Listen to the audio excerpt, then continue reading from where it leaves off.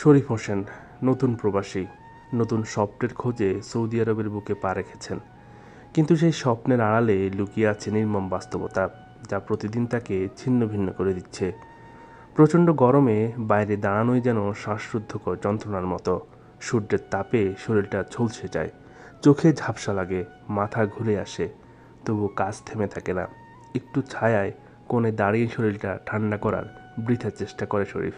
কিন্তু এখানেও ছায়া যেন অমূল্য। দেশে থাকতে শরীফ এক জামা দুদিন গায়ে দিত না, অথচ আজ একই ময়লা জামা কয়েকদিন ধরে পরে থাকতে হয়। ঘামে ভেজা ধুলোয় মাখা সেই জামাদার পরিশ্রমী শরীরকে ঢেকে রাখে।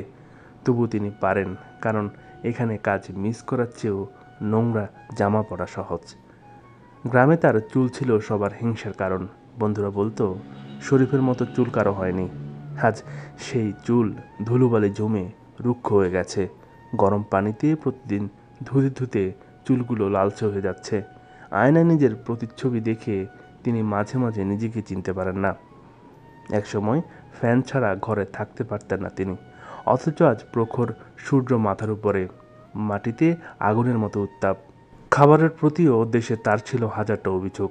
তরকারি কম লবণ হলে মুখ বাঁকিয়ে ফেলতেন, অথচ আজ যা সামনে আসে তাই খেয়ে নেন শরীফ।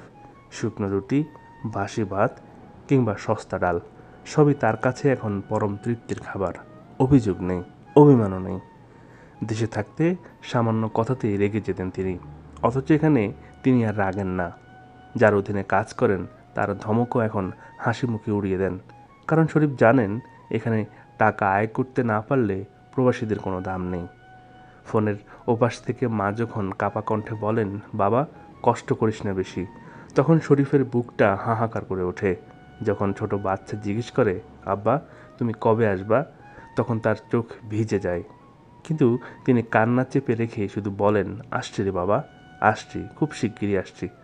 অথচ তার মন জানে, সেই শিগগির হয়তো অনেক বছর পর। এ হলো প্রবাস জীবনের নিষ্ঠুর অধ্যায়। দেশে যে শরীফ ছিল বন্ধুদের গর্ব, পরিবারের অহংকার, আজ তিনি বিদেশের মাটিতে কেবলই অচেনা শ্রমিক। রোদে পোড়া শরীর, ধুলোয় মাখা চুল, ঘামে ভেজা জামা আর অশ্রুসিক্ত রাত, এসবের মাঝেই তার জীবন চলে যায়। তবু শরীফ হার মানেন না, কারণ তার প্রতিটা কষ্টের পেছনে আছে মা বাবার চিকিৎসা, স্ত্রীর চোখের স্বপ্ন, সন্তানদের পড়াশোনা।